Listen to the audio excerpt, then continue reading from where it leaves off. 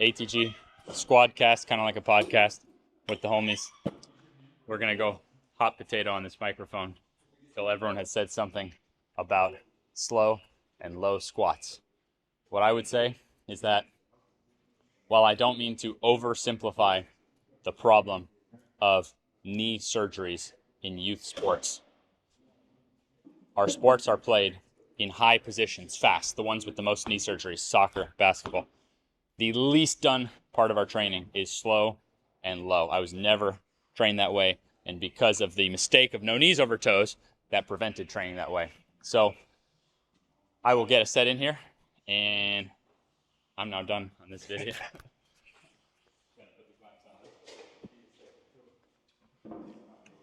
Oh, we got little ATG clamps now. That's dope.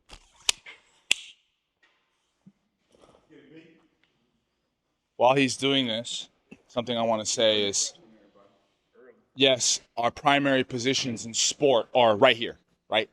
At top, quarter, third, even you could say half. But we're not always in those positions. What if, as a baseball player, you have to get down, grab a ball? What if in basketball, when you're cutting? Or what if you get knocked in football and you land in a deeper position? If you do not have the strength, the ability to hold the joint and structure in that position, that is how injuries occur. Theoretically, if one was infinitely strong in all ranges of motion, one would not get injured. So we spend a lot of time in that top portion, and in the gym, we work that bottom portion to balance it out. If you want to get fast and quick, you got to start slow and low. Just like your knees, life is a battle of opposites. You want to get one side, you got to get the other side. What'd he say? One is Derek's son. My son, man. He working out for me today. 26, you're 21 now? 21, Yeah, be 22 in a couple months. This is the goal for me with my kids, is to be fit and active with them. But hey, the mic's... Yeah, we're on it. Making sure people know who's here. Oh. Nah, man, I'm commentating today. Fernando, man, see, that's Fernando's still banging it too. Woo! Low and slow. I don't know. Leonard Johnson, he's up next. He gonna show y'all. We keep going. We gonna keep going up. Come on, LJ. Yeah, we did this workout last week. Me, Leonard, and my son. Ben came in here. Was like, man, this might be a good little. Damn. That's monsters. Nah, but definitely, man, going low and slow. Definitely have helped my knees out. I used to have some severe knee tendonitis, knee pain. Yeah, let's. Yeah.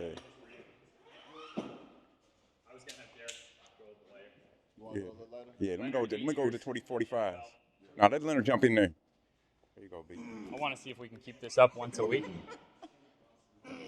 We have a lot of insights. I mean, millions of dollars have been made. Derek and I have trained some of the richest athletes in the world. That's facts. So we have some unique value here from a variety of goals. That was amazing form.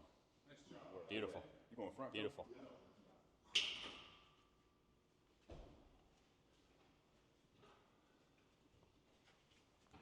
And then the hot potatoes going to Leonard after. Yeah. You'll see how we're doing front and back squat. Both valid, both very good. The back squat will work the glutes and hamstrings a little more, low back. The front squat's gonna force you to be more upright, which is gonna work the core and the knee flexion and quads a little more, okay? Yeah, as you've seen, the perfect form is what we're trying to maximize right here. Let me stop joking around. No, but seriously, slow squats, literally, it works magic. Not only repairing the legs, but also with flexibility. All right, let's watch Derek as he get down there. I say he don't go deep enough.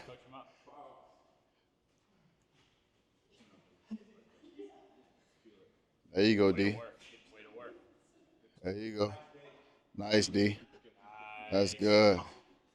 Good job. I want you to shift more to the left. Shift more to your left. You lean into one way. There you go.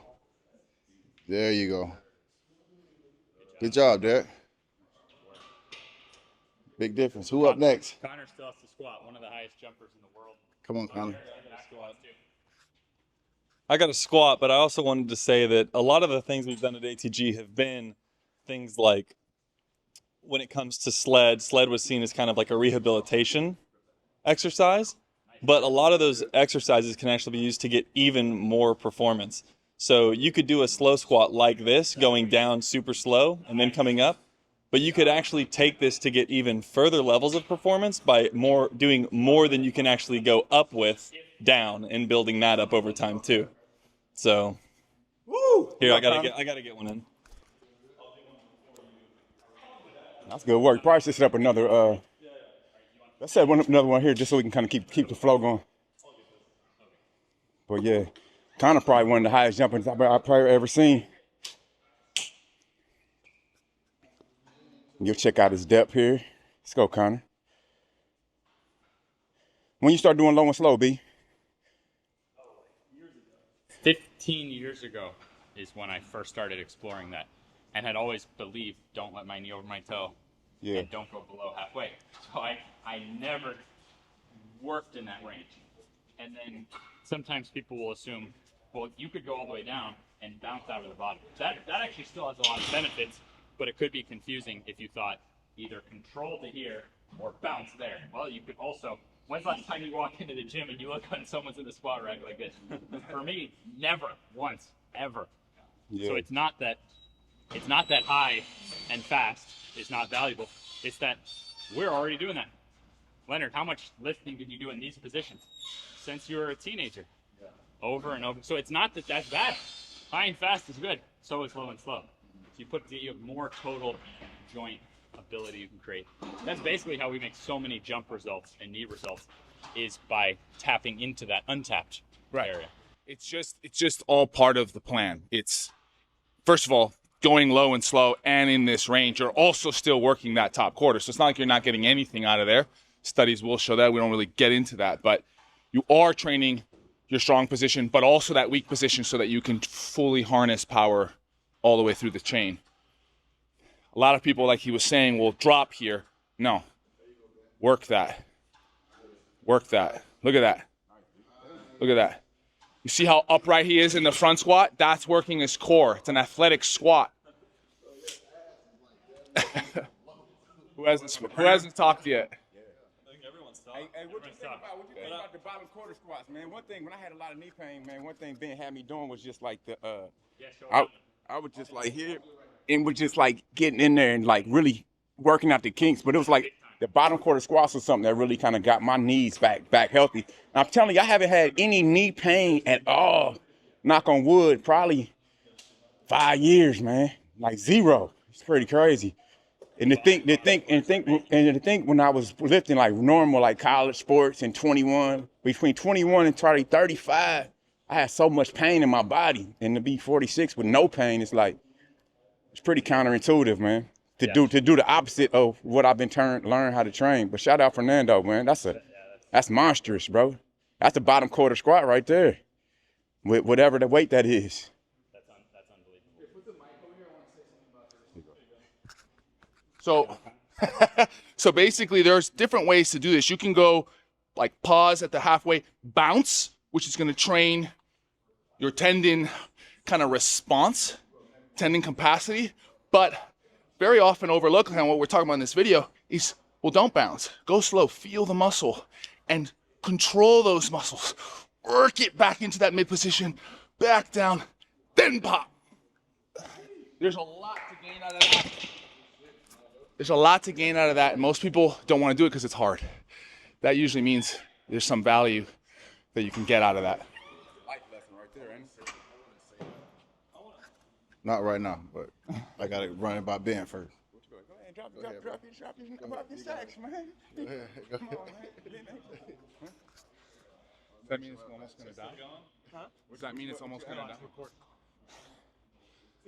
Strong. Very good. Very good.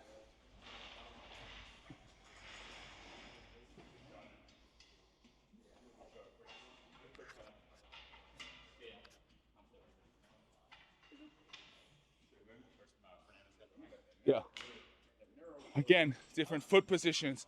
More narrow, it's gonna be more quad. Wider, more hip. There's no wrong squat. It's about the lowest hanging fruit. It's about where you're weak. You're only as strong as your weakest link. There's truth to that statement. Nice job, Jay. You don't have to load up. You don't have to load up the weight. Depends, right? Okay, yeah, go ahead.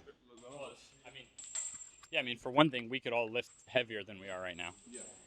But another thing, we're all able to lift a barbell.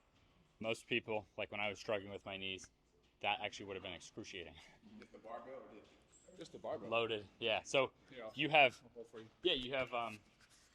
Think of this as a scale all the way from assisted. I mean, if you could make a living going around to old folks' homes like this, and you would get people amazing results. Then you would have body weight, and my kids will then try to lift medicine balls in the front, and then kettlebell or dumbbell in the front. At which point you probably could put a barbell across. So it is. Once you realize everything's a scale, then you also see why the ATG split squat for me, it allowed me to actually like be in this position, not avoid the position. So for most people, we'll use B-roll, Drew, of Alyssa using a stairwell, because most people have access. You can find a stairwell somewhere that gives you assistance, allows you to elevate the front foot. This is really what, like once I found out about this deep split squat, I mean, I've never had to look back for my knees, because this allowed me to face like, what ability do I really have in that position? Yeah, it's beautiful. I mean, it's just the same. It's exactly like you said. Like it's the scale of ability, which this guy kind of made famous here for us. It's like it's basically okay. If you can't do this, doesn't mean you can't do the loading in that bottom portion, like he was saying. Like here, now you can choose how much weight you put in that bottom, and then there's even earlier regressions to that, if that was too much. So Yeah. So we did good. Any last words here? The last thing I was going to do is I was going to show Oh, this is cool. the further, because like I couldn't squat this going all in a deep squat. I could not squat this weight, but with chains, I can have enough resistance at the top to make it really difficult, but still go slow, but still get out of the bottom, so I don't have to do some janky setup. Great demonstration. Like we have other drills for the top position, but if you're really worried about using less than your normal squat weight, you could use your normal squat weight because the chain's heavier. So notice the chain's getting lighter. So now it's more appropriate because we aren't as strong at the bottom as we are at the top. So yes, you could still actually have your cake and eat it too and lift your normal weights, but then have an appropriate weight as you go down. it's great. It's great for sports. It teaches acceleration because the weight is getting heavier. So there is no, okay, I got past halfway, now it's easy. No, you have to keep pushing harder and harder as the weight is increasing. So a very athletic version of the squat. All right. Leonard's going to go with the chains. Yeah, what I found is really cool is that with the sleds, you're getting tremendous athletic adaptation in this top position, and you're using your foot. So like on a squat, the foot is flat-footed compared to using a sled. You're really strengthening the foot. So for me, it's as simple as get stronger with weights, low and slow, while using the sled or my sport. The sport is a ton of stimulus. Amazing work. Good job. Beautiful work. All right. We will end this ATG Squadcast, and we'll try to do another one for you next week. I'm the one who wusses out, and I never stick with the podcast. But hey, if we can get a workout in, so we'll pick a different exercise, do it next week. Thanks for watching.